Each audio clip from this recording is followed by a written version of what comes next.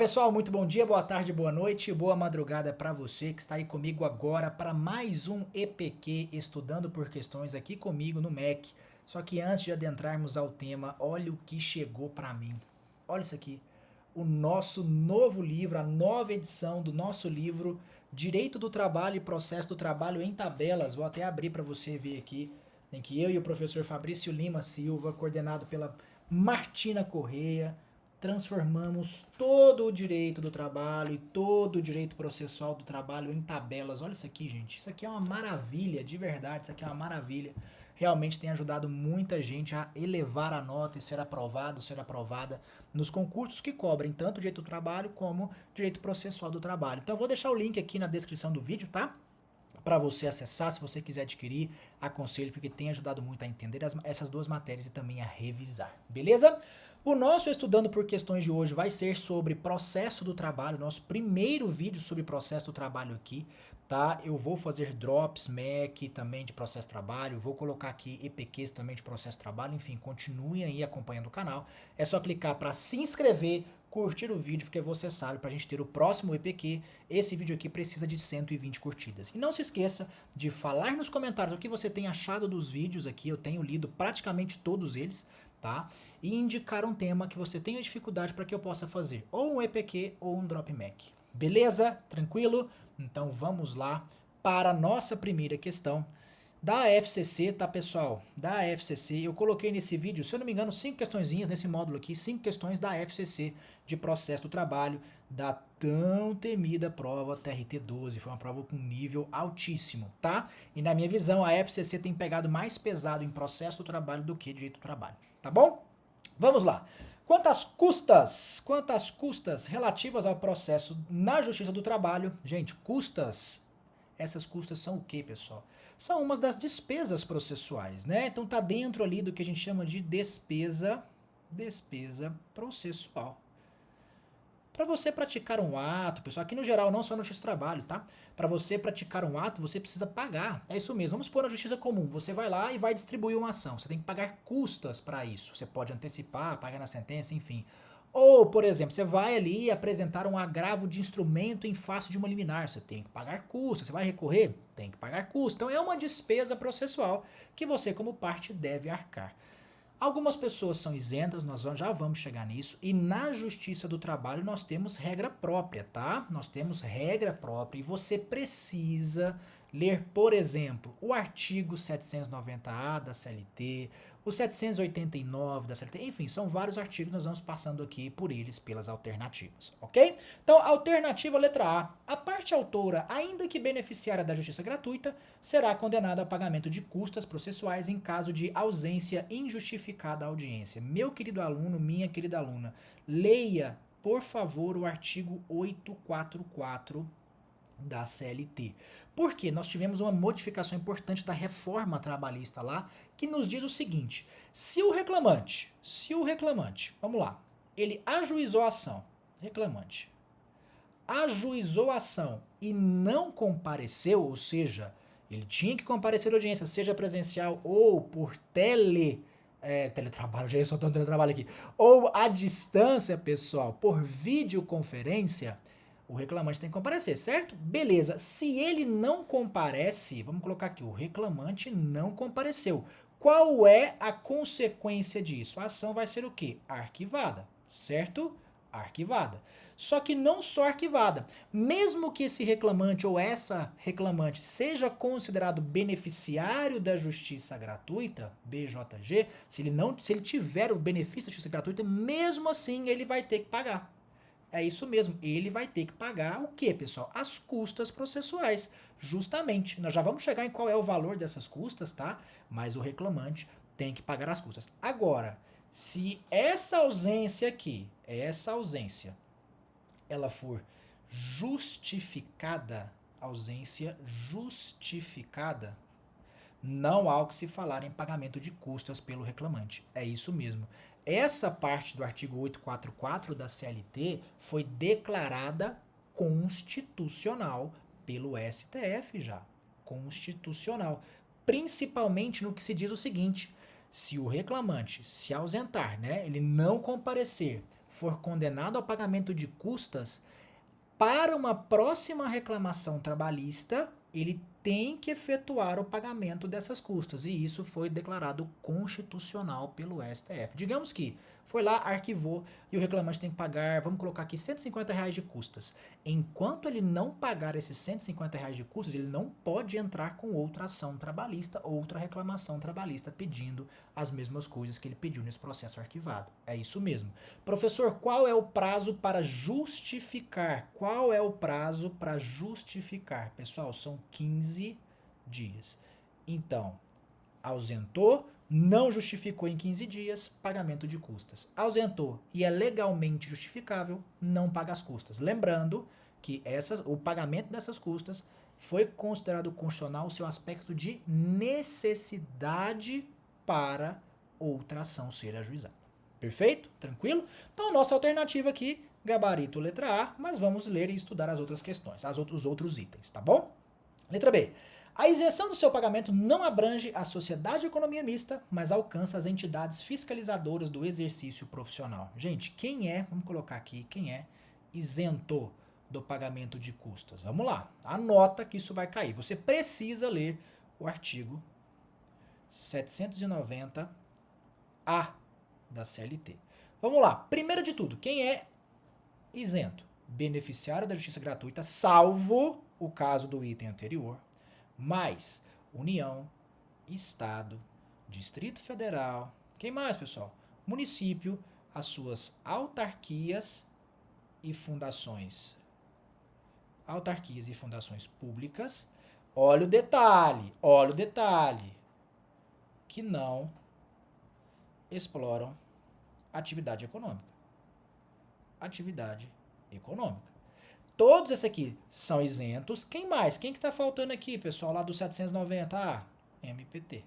É isso mesmo, o MPT. Então essas pessoas aqui, essas entidades, são isentas do pagamento de custas. E se você pega o parágrafo único do 790A, não alcança as entidades fiscalizadoras do exercício profissional. Então elas têm que pagar custas sim, porque não são isentas. Beleza? Então a alternativa B, falsa.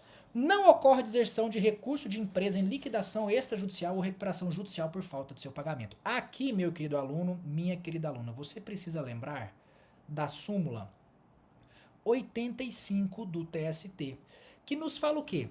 Não vai ocorrer deserção do recurso da massa falida, ó, aqui é falência, massa falida, tá? Opa, peraí, aí, perfeito. Não vai ocorrer deserção do recurso da massa falida por falta de pagamento de custas ou depósito recursal. Ponto. Mas aí vem a súmula e nos diz o quê? Que isso? Pessoal, só para confirmar, não 85, tá? 86, perdão. Agora que eu vi que eu escrevi errado. 86, tá? Cuidado, isso não se estende para empresa em liquidação extrajudicial. Vou repetir. Essa ausência de deserção não se estende para a empresa em liquidação extrajudicial. Então, no caso aqui, pessoal, vai ocorrer sim a deserção do recurso de empresa em liquidação extrajudicial. Perfeito? Então, o entendimento para massa falida não se aplica à empresa em liquidação extrajudicial. Então, só anotem certinho aí. Aqui, pessoal, vou até alterar para que vocês não confundam, tá? A súmula, perdão aqui, pessoal, 86 do TST, ok? Vamos para a letra D. Nos dissídios individuais, não sendo líquida a condenação, as custas incidirão à base de 2% sobre o valor da causa. Vamos lá, pessoal. Coloquem aqui, ó. Escrevam dessa forma, ó.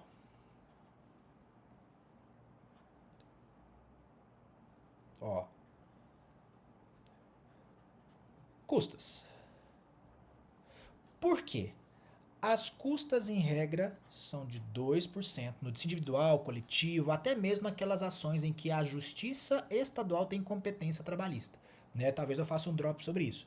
2%, nós temos várias bases de cálculo, sendo que a nota tem o mínimo de quanto? De 10,64. E o que? Aqui que vai cair, ó. Limite máximo. Máximo de quê, pessoal? 4 vezes o teto do regime geral de previdência social. Então, ó, 2 de 2%, 4 substituindo A aqui, limite máximo de 4 vezes o teto do RGPS. E quando, pessoal, não for líquida a condenação, não é sobre o valor da causa. Não é. Não é sobre o valor da causa. É sobre o quê? É sobre o valor que o juiz fixar. É isso mesmo. Isso está lá no artigo, anota para você pegar. Artigo 789 da CLT. Perfeito? Então o erro aqui está na base de cálculo para a incidência desses 2%.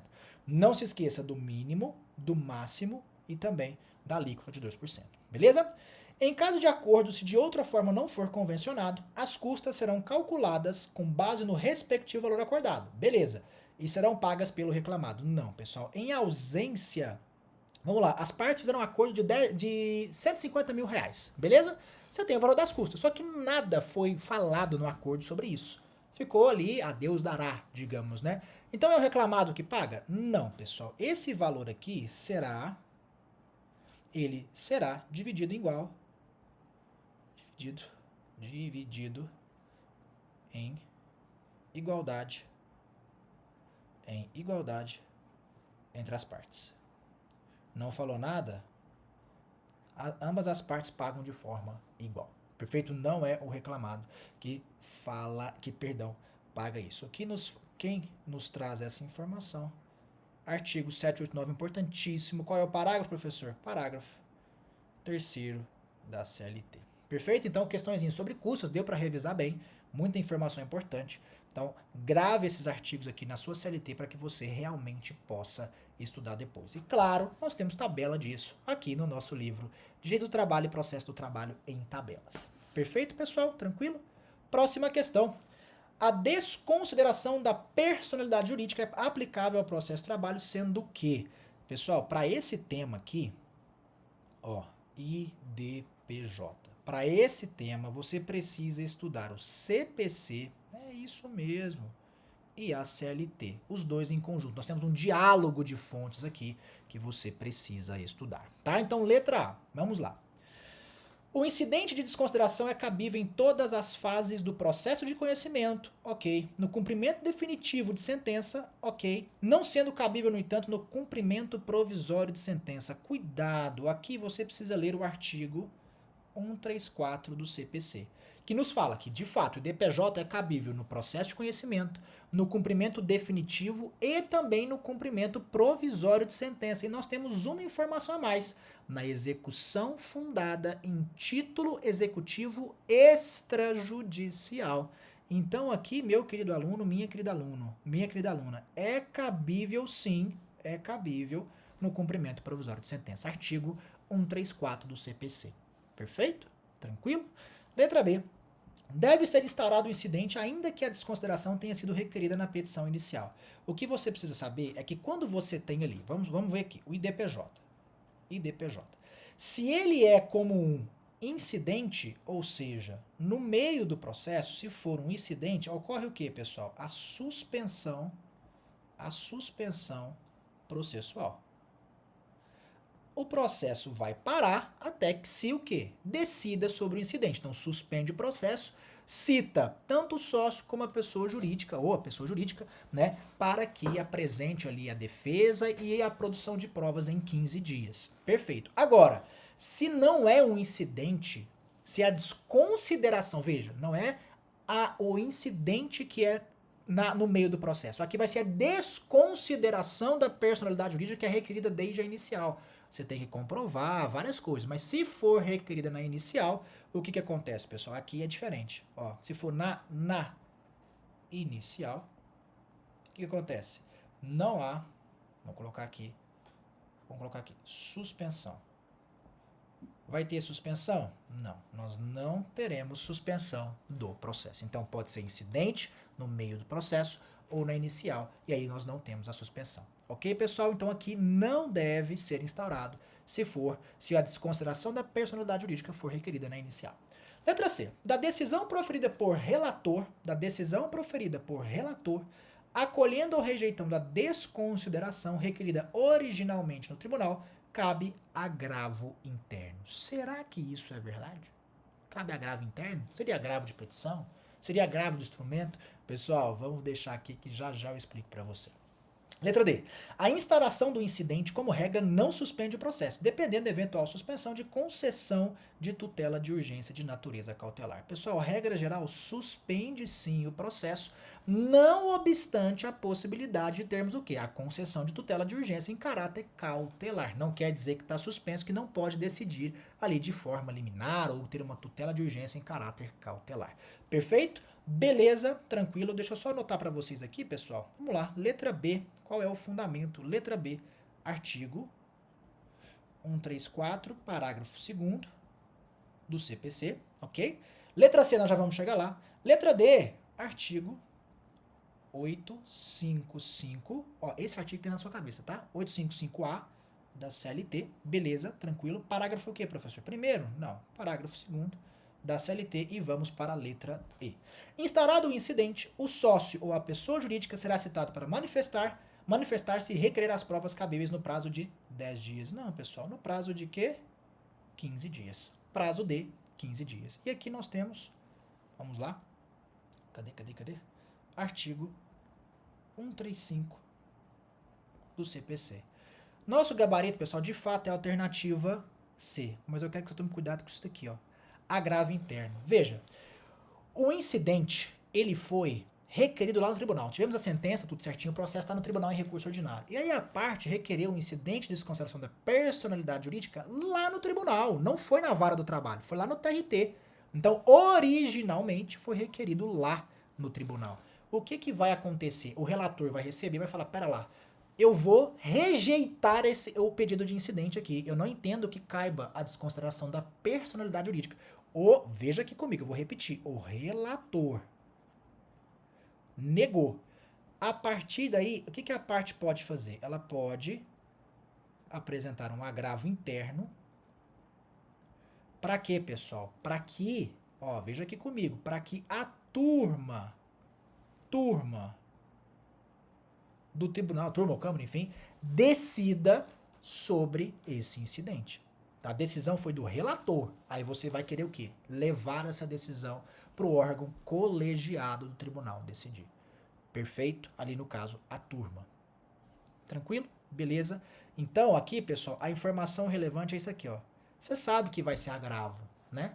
Mas não é agravo de instrumento e não é agravo de petição. Não é agravo de instrumento e não é agravo de petição. Para terminarmos esse bloco aqui em 20 minutinhos rápido, pessoal. Nosso gabarito aqui, letra C, beleza? Outros recursos, eu vou colocar aqui, ó. Outros recursos quanto à decisão do incidente. Vamos lá. Processo de conhecimento. Se for uma decisão interlocutória, conhecimento. Qual é o recurso cabível? 0. Não cabe recurso. Eu vou até mudar para cá, pessoal. Deixa eu fazer o seguinte. Deixa eu até apagar e passar para cá. Ó. No processo de conhecimento. Cabe recurso de uma decisão de DPJ? Não. Não cabe recurso com uma decisão interlocutória. Nós sabemos que, via de regra, no processo de trabalho não cabe. E se for na execução? Liquidação, sentença ou execução? Qual o recurso cabível? Vai ser o agravo de petição. Agravo de petição. Agora coloca isso aqui, ó. Independentemente da garantia do juízo. Por que eu falo para você prestar atenção nisso? Porque lá na regra, na execução, se você vai apresentar um agravo de petição, você tem que garantir o juízo, você tem que garantir a execução para que você recorra. Aí você tem que delimitar valores e matérias impugnadas, um agravo de petição, beleza. Mas no caso aqui de DPJ, você esquece essa garantia do juízo. Beleza? Tranquilo? Detalhe importantíssimo. Professor, qual é o artigo que está isso? Coloquem aí em mente. Artigo 855A, parágrafo 1º da CLT. Beleza? Pessoal, primeiro bloco de questões de processo do trabalho concluído, graças a Deus. Muita informação relevante sobre custas e IDPJ. Eu gostaria que você curtisse esse vídeo e compartilhasse com alguém, claro, que esteja estudando junto com você. E não se esqueça de se inscrever no vídeo. Para que a gente tenha o segundo bloco, só termos aqui 120 curtidas. Tranquilo? Já já retornamos caso essa meta seja batida. Um abraço.